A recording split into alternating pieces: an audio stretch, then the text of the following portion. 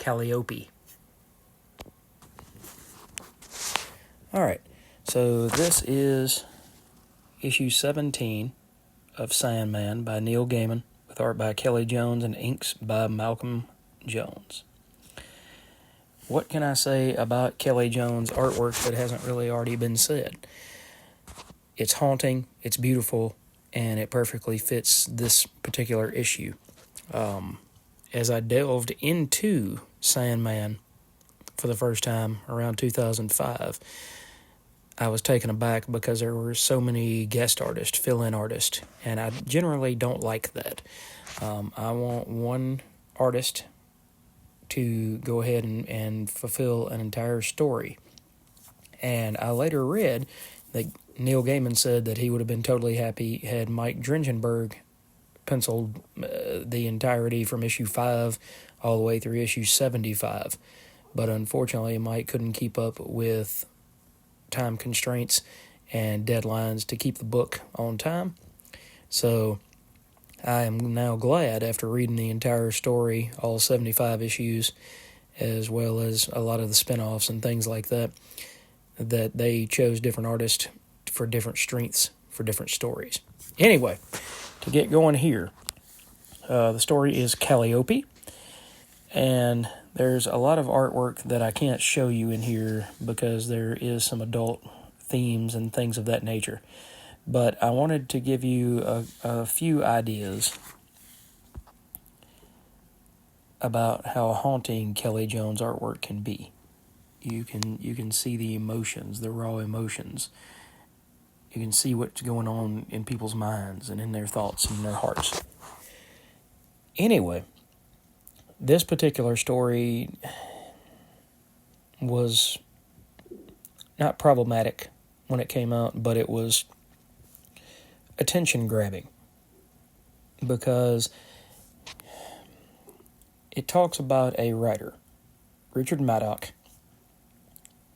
and how he has written his first novel, and he can't seem to think of anything else to write.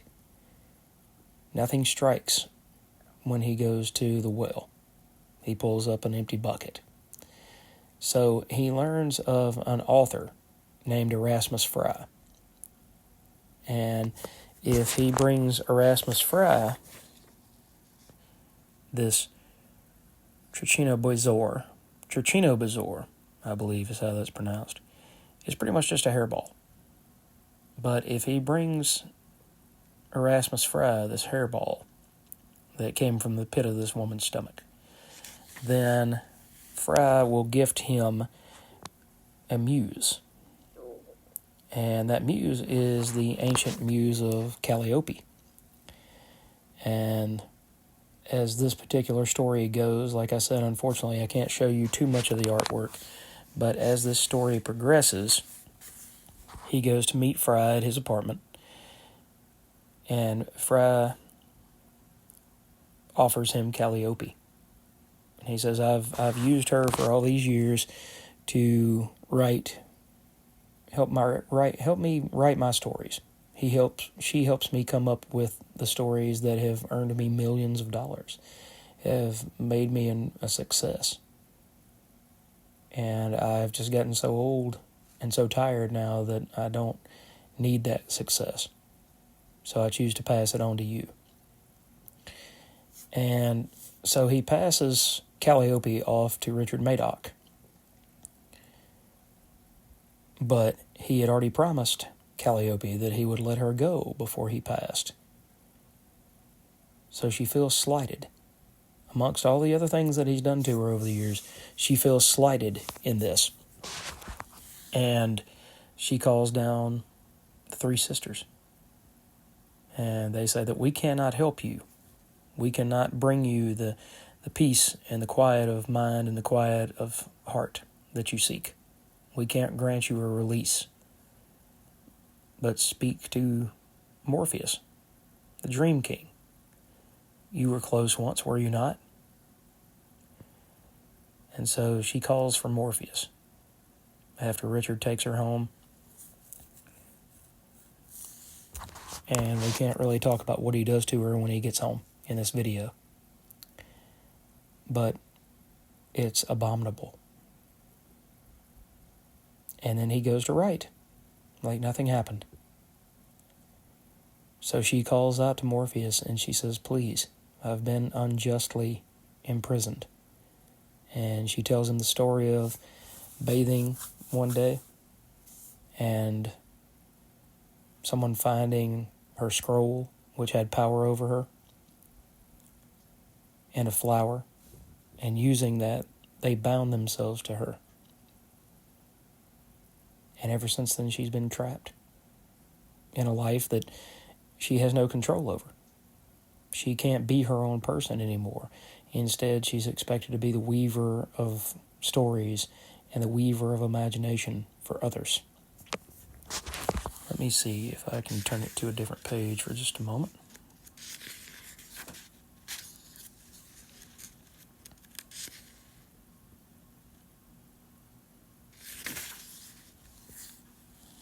Just to give you guys a different view here. Look, it's RoboCop. So she wants to be free. That's all she wants. And all Madoc wants is to use her for her abilities as a muse, so that he can write, so that he can write down all of these wonderful stories, so that he can claim the fame and the fortune that Erasmus Fry himself once claimed.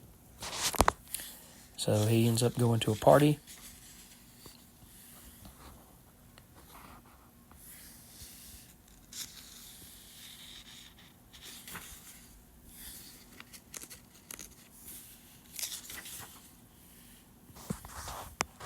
And at that party, he finds out that Fry has poisoned himself. But he had asked Madoc, when Madoc became famous, to put one of his books back into print, a book called Here Comes a Candle.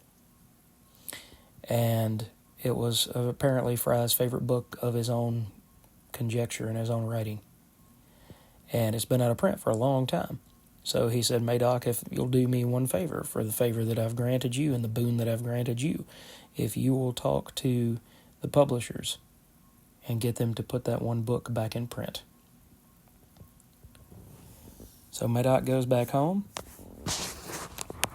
and is confronted by Morpheus. And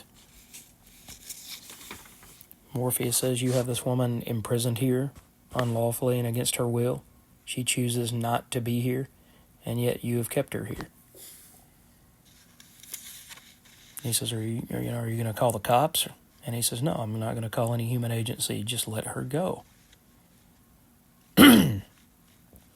And so he says, you don't understand. I can't do that because she's what's giving me these ideas. And so Morpheus says, you want ideas, you want dreams, you want stories, I'll give you, you will have ideas, and ideas in abundance.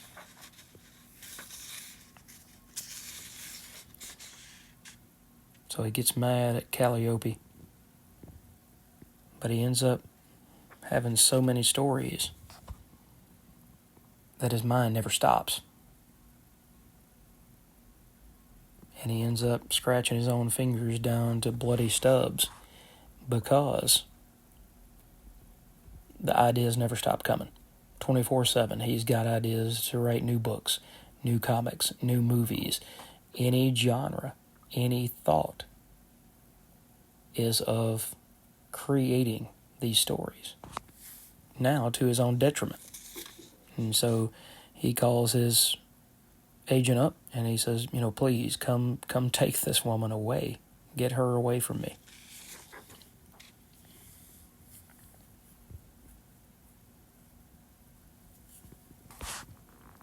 And Morpheus speaks to Calliope. And she says, can I visit you again? In your regal world, in the dreaming? And he says, I don't think that'd be such a good idea. And they part with kindness and with words not of anger, but of forgiveness, and for letting the past be the past and bygones be bygones.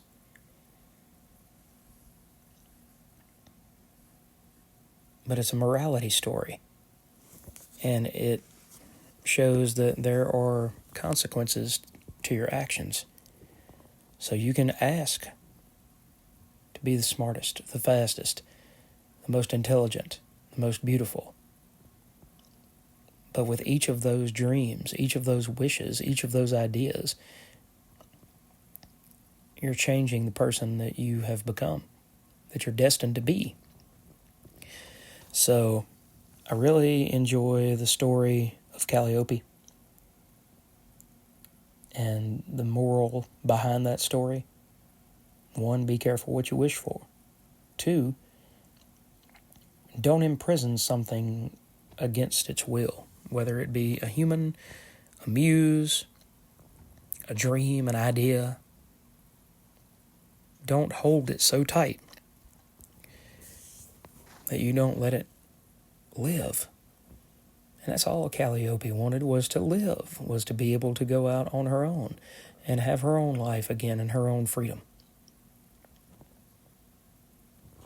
So I hope you really enjoyed this view of issue 17. It was really a strong issue, I believe.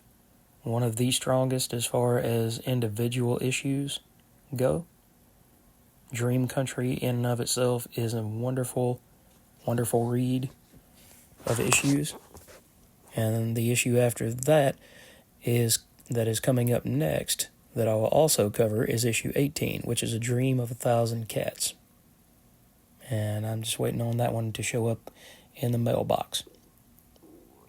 So thanks for watching, guys. What did you think about this story if you read it?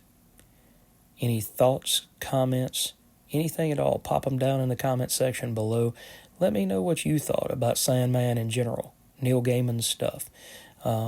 You know, how Gaiman transformed, in my humble opinion, the entire medium through using this one title. But did you like Sandman? Did you read a couple of issues and realize this is not for me? I'd rather just go back to superheroes and not do anything quite so intellectual. So anyway, I'm going to wrap this video up, and I'll catch you guys in the next one.